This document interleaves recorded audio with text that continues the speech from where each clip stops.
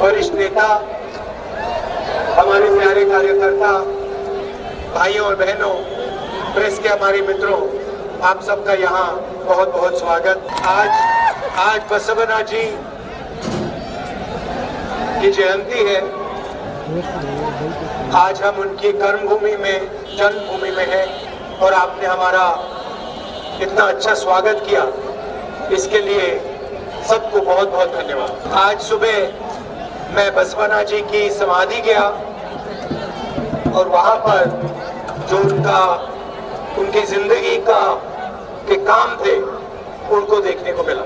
कुछ ही दिनों में कर्नाटक में चुनाव आ रहा है और हमें याद रखना चाहिए कि जो लोकतंत्र का आइडिया है, लोकतंत्र की नींव है, वो सबसे पहले बसवना जी ने रखी थी। तो चाहे लोकसभा, राज्यसभा हो, चाहे हमारा कॉन्स्टिट्यूशन हो, या हमारे देश में जो लोकतंत्र का सिस्टम है,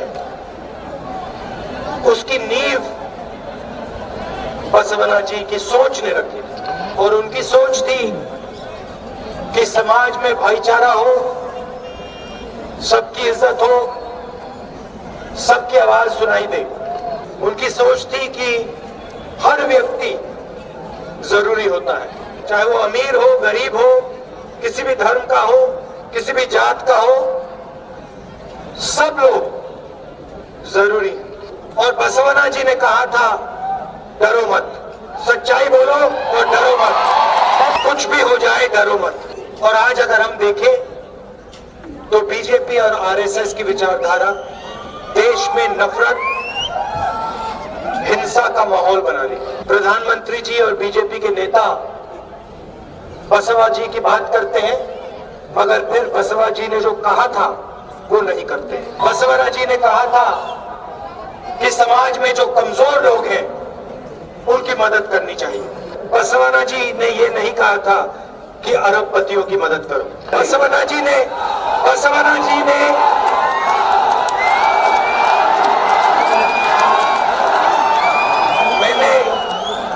मैंने बसवना जी की सोच पढ़ी है।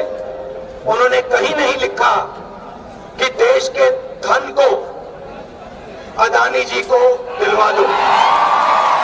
पार्लियामेंट हाउस में मैंने भाषण किया, मैंने प्रधानमंत्री से पूछा, आपका अदानी जी से रिश्ता क्या है? देश का पूरा धन अदानी जी को दिया जा रहा है, पोर्ट्स दिए जा रहे हैं, एयरपोर्ट दिए जा रहे हैं, आपका रिश्ता क्या है? LIC का पैसा अदानी जी को दिया जा रहा है, क्यों दिया जा रहा है? पहले पार्लियामेंट में मेरा माइक ऑफ कर दिया, मगर उससे बात नहीं बनी। मेरे भाषण को मिटा दिया पार्लियामेंट के रिकॉर्ड से, फिर अंत में मुझे लोकसभा से निकाल दिया। अगर ये सोचते हैं कि सच्चाई सिर्फ लोकसभा में बोली जाती है, सच्चाई तो कहीं भी बोली जा सकती है, सच्चाई तो यहाँ भी बोली जा सकती है। तो बसवना जी ने कहा क्या था, मैं आपको बताता हूँ।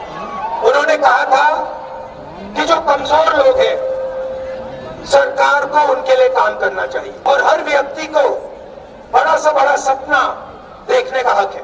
किसान का बेटा हवाई जहाज चलाना सीखना चाहता है या बिजनेस में जाना चाहता है, अगर मजदूर का बेटा इंजीनियर बनना चाहता है तो उनको भी मौका मिलना चाहिए। बसवना जी ने कहा, उन्होंने ये भी कहा कि महिलाओं की रक्षा होनी चाहिए। तो हमने, कांग्रेस पार्टी ने बसवना जी की जो सोच है उस पे हमने वायदे किए। बसवना जी ने कहा था कि महिलाओं की रक्षा होनी चाहिए। हमने गृह लक्ष्मी स्कीम दिया। सरकार आने के बाद 2000 रुपए हर महीने हर महिला को कांग्रेस पार्टी देगी। 200 यूनिट बिजली मुफ्त में हर महीने हर परिवार को। अन्नभाग्य स्कीम 10 kg हर महीने चावल हर परिवार के मेंबर को।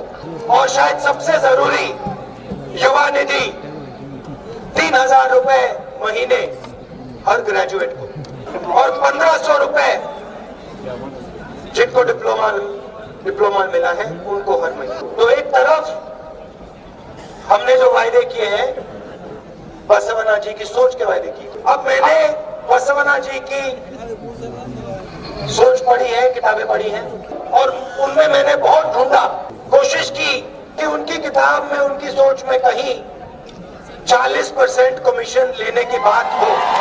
मैंने उनकी सोच में ढूंढने की कोशिश की कि जनता से लूटो, कहीं भी नहीं मिला। बीजेपी की सरकार हिंदुस्तान में सबसे भ्रष्ट सरकार है। 40% कमीशन कम से कम ये लेते हैं। जो भी काम करते हैं 40% कमीशन ये लेते हैं। देखिए यहाँ पे हमारे पुलिस वाले मित्र खड़े हैं, 80 लाख रुपए पुलिस सब इंस्पेक्टर स्कैम में इन्होंने लिया। यहाँ पे इंजीनियर्स खड़े होंगे, आप पे भी इन्होंने स्कैम किया। पहली बार कॉन्ट्रैक्टर्स एसोसिएशन ने प्रधानमंत्री को चिट्ठी लिखी। चिट्ठी में लिखा कि भैया प्रधानमंत्री जी 40% कमीशन कर्नाटक में लिया जा रहा है। प्रधानमंत्री ने चिट्ठी का जवाब नहीं दिया, अभी तक जवाब नहीं दिया, और जवाब कभी नहीं आने वाला चिट्ठी का। और फिर स्टेज पे जाके प्रधानमंत्री कहते हैं मैं भ्रष्टाचार के खिलाफ खड़ा हूँ। जहाँ भी जाते हैं मगर स्टेज पे दाएं बाएं नहीं दिखते। प्रधानमंत्री जी अपने स्टेज पे देख लीजिए, दाएं बाएं देख लीजिए कौन खड़े हैं आपके साथ। इन्हीं लोगों ने 40% कमीशन लिया है। इसी पैसे से पिछली सरकार के एमएलए चोरी छीने गए थे। आप याद रखिए, आपने बीजेपी की सरकार नहीं चुनी थी, ये चोरी की सरकार है, 40% कमीशन वाली सरकार है, और इन्होंने एमएलए चुरा कर सरकार बनाई। प्रधानमंत्री जी जरा कर्नाटक को बताइए, ये जो एमएलए खरीदे गए, इनको खरीदने का पैसा कहां से आया? गोवा में खरीदे गए, मध्य प्रदेश में खरीदे गए, कर्नाटक में खरीदे गए, नॉर्थ ईस्ट में खरीदे गए, ये पैसा कहां से आता है? भाई और बहनों, ये जो आपसे पैसा छीना जाता है, भ्रष्टाचार में लिया जाता है 40% कमीशन वाला, ये इन्हीं पैसों से ये सरकार खरीदते हैं। अब जब कांग्रेस पार्टी की सरकार आएगी, उस सरकार को नहीं खरीद पाएंगे, क्योंकि इसमें 150 सीटें आएंगी। और बीजेपी की जो 40% कमीशन की आदत है ना, उनकी 40 सीटें आने वाली है। अच्छा, आखिरी बात मैं आपसे कहना चाहता हूँ, मेरे ऊपर बहुत सारे केस लगा रखे हैं बीजेपी के लोगों ने। मुझे पार्लियामेंट हाउस से निकाल दिया, घर ले लिया, बिल्कुल। देखिए बात देखिए, उन्होंने घर छीन लिया मेरा, और हजारों लोगों ने कहा, मुझे चिट्ठी लिखी, राहुल जी आप हमारे घर लेने आ जाए, मुझे कोई घर की जरूरत नहीं। इन्होंने ले लिया, अच्छा किया। मगर केस में कहा कि मैंने ओबीसी के बारे में गलत शब्द प्रयोग, इससे पहले मैं किसी के बारे में गलत शब्द प्रयोग नहीं करता। हिंदुस्तान के हर व्यक्ति की इज्जत करता। जैसे मैंने कहा था, नफरत के बाजार में मोहब्बत की दुकान खोलता। अगर नरेंद्र मोदी जी ने ओबीसी की बात उठाई, तो फिर मैं 2-3 चीजें कहना चाहता हूँ।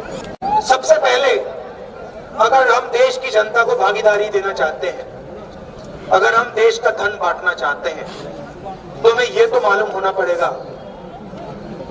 कि कौन से लोग कितने हैं, कितनी आबादी किसकी है, आदिवासी कितने हैं, दलित कितने हैं, ओबीसी कितने हैं, एससी कितने हैं, माइनॉरिटी कितने हैं, ये पता तो लगाना पड़ेगा। क्योंकि अगर हमें यही नहीं मालूम तो देश के धन को बांटा कैसे जाए। जब यूपीए की सरकार थी, हमने कास्ट सेंसस किया था, उसमें हमने सबसे पूछा था आपकी जात क्या है।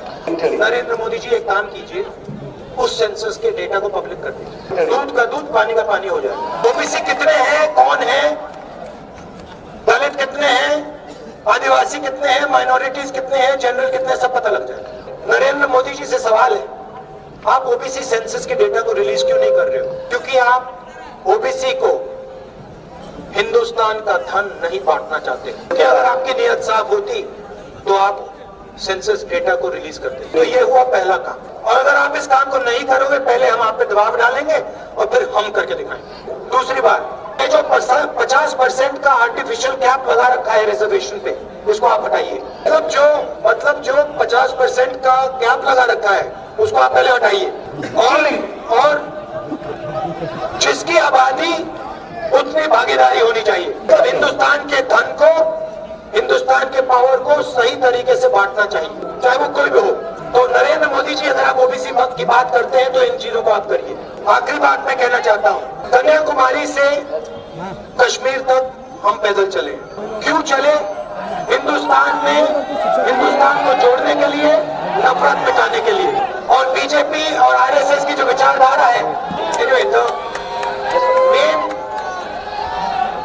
जरूरी बात यह है कि हम आरएसएस बीजेपी के विचारधारा के खिलाफ हैं। हम बीजेपी और आरएसएस जो नफरत और हिंसा फैला रही है, हम उनके खिलाफ हैं और हम उनसे डरने वाले नहीं हैं। चाहे कुछ भी हो जाए, हम विचारधारा की लड़ाई लड़ेंगे और बीजेपी आरएसएस को हराएंगे।